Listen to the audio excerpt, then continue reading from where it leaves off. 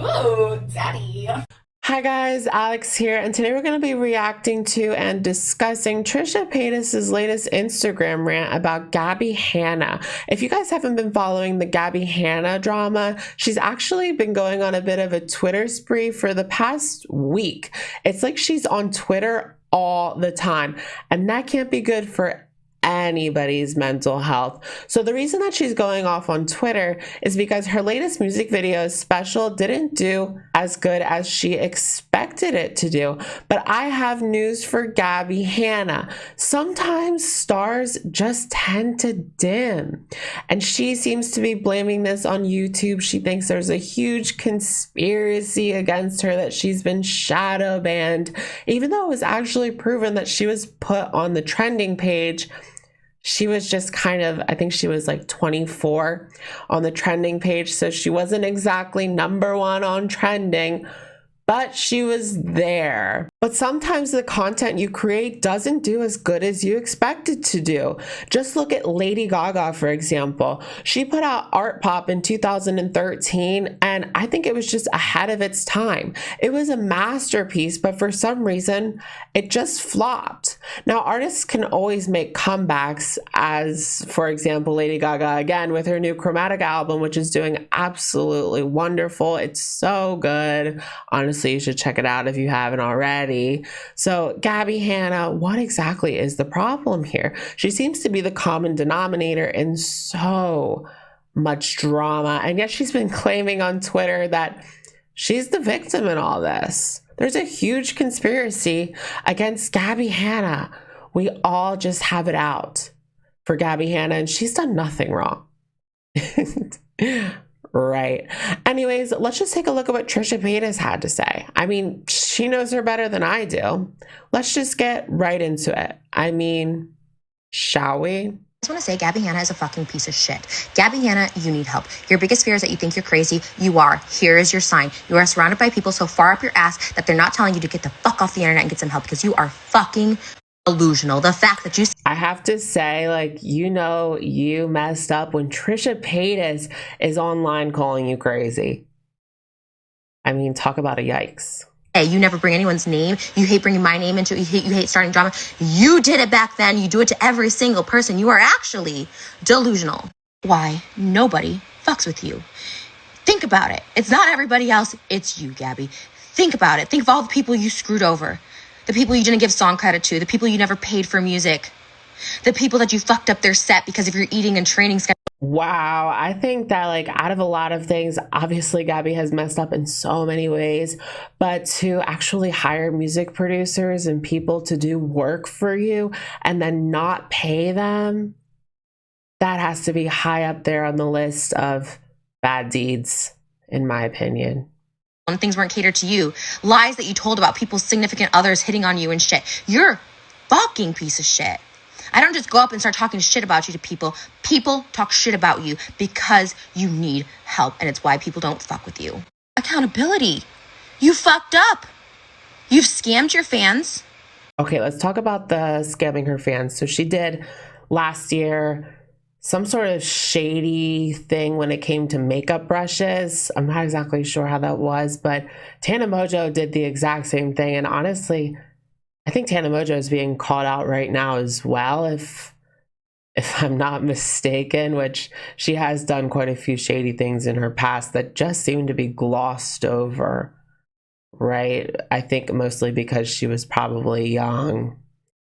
And the other thing Trisha Paytas said. You're just a liar. Take some accountability. Go get some help. There's no shame. Check yourself into some fucking mental health facility. DBT classes will do wonders. Because it is so clear something is wrong. This is no longer gaslighting or accusing you of a mental health illness. There's no issue. You have a mental health problem and you are not getting treatment. Going to therapy is not a treatment. You need serious fucking help, Gabbie. You are so scary delusional. The fact that you don't think you started any drama. There's all your Instagram story of you starting the fucking drama by sharing my fucking name in them. You are scary delusional. So they had their drama, I guess, last year because Gabbie Hanna had went behind Trisha Paytas's back and told Jason Nash, her ex-boyfriend, that she had herpes, which is really messed up. And then Trisha Paytas also came out and said that David Dobrik was there as well. So it wasn't like she was just confiding and telling her friend Jason that he should look out for that. David was there as well. So why did you feel the need to say that in front of him if it wasn't just done as malicious gossip? Off the internet, stop fucking talking and get some fucking help. I met Gabbie Hanna twice in my life for a total of probably 30 seconds one time, maybe 4 years ago, and maybe like 5 minutes one time 2 years ago. I know that Trisha had said in the past that Gabbie basically asked her to invite her to her birthday party. This was like several years ago. That was probably like the 5 minutes that she's talking about, because I'm sure there was a ton of people at Trisha Paytas' birthday party, right? So she had to make her rounds and talk to everybody. So that's probably what she's talking about when she met her for 5 minutes at a party that she asked to go to, which is a little strange, if you ask me. She is obsessive. Obsessive, even before I met her. Talking about me to obviously Jason and David, saying I have diseases in front of them. Talking about me to our mutual friends, asking every single person I hang out with if I talk shit about her, knowing very well that I do talk shit about her. Just obsessive. And now continuously bring me up, even though she says, despite her saying, nobody cares about our drama, yet you continuously bring me up. You are crazy obsessive with me. It's scary. My cease and desist was a very polite way of saying, you're scary. Leave me Oh, she served her papers. I think that came out, but I forgot about that. Fuck alone.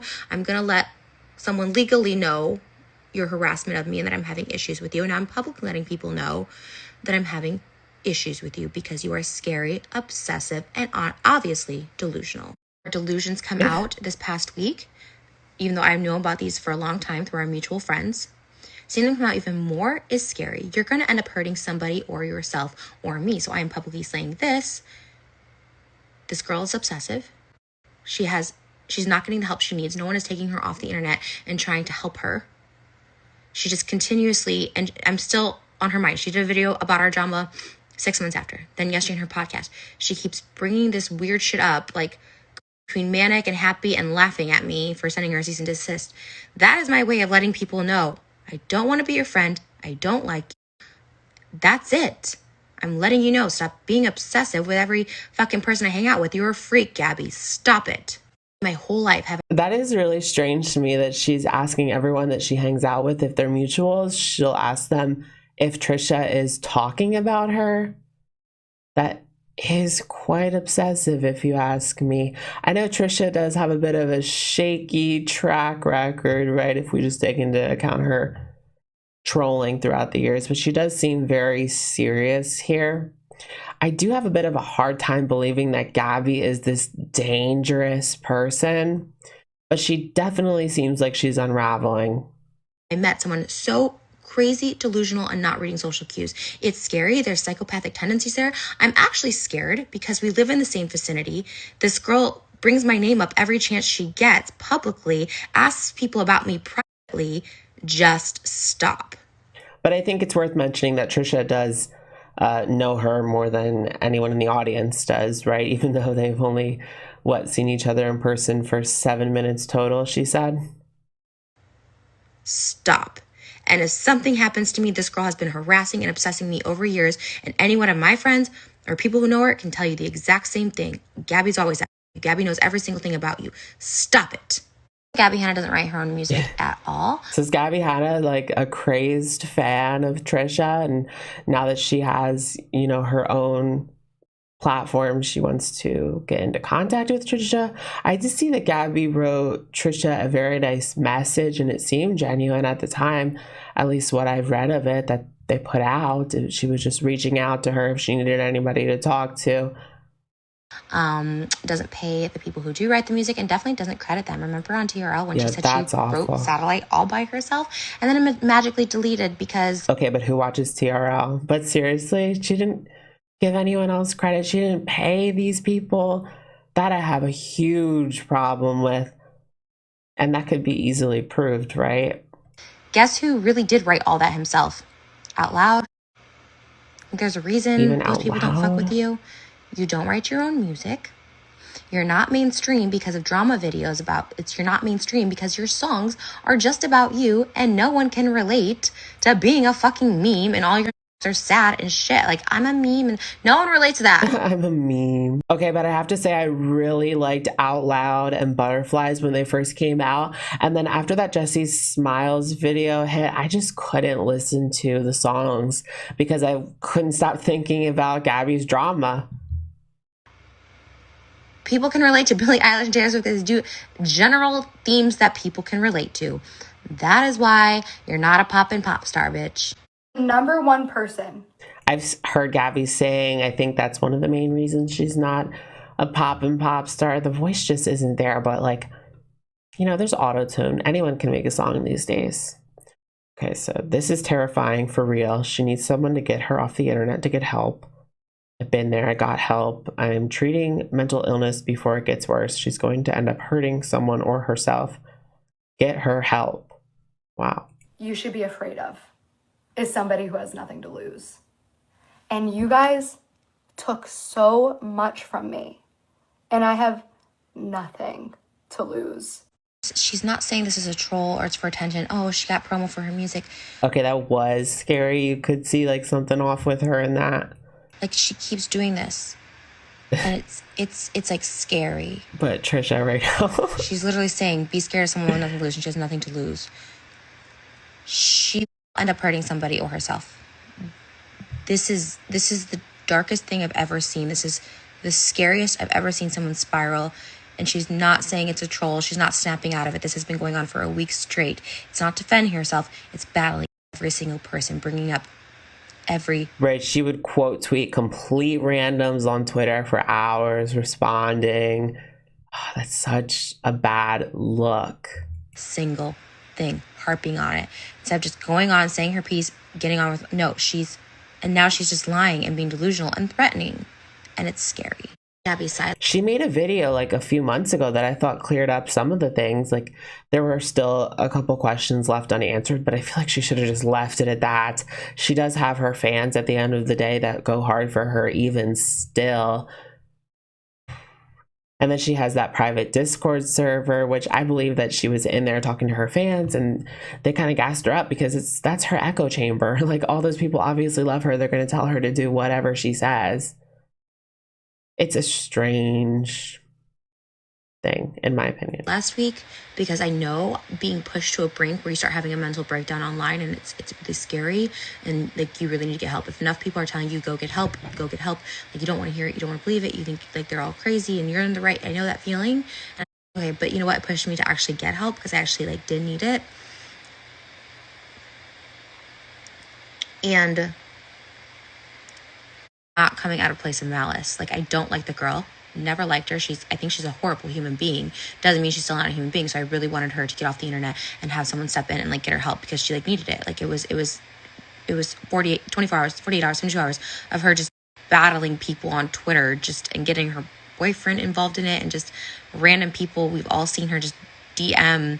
Okay, I guess so. She's saying, because I was a little bit confused. So she's saying before it got really bad on Twitter, she reached out privately to somebody to get her help without bringing this publicly because there is some anger there, you know?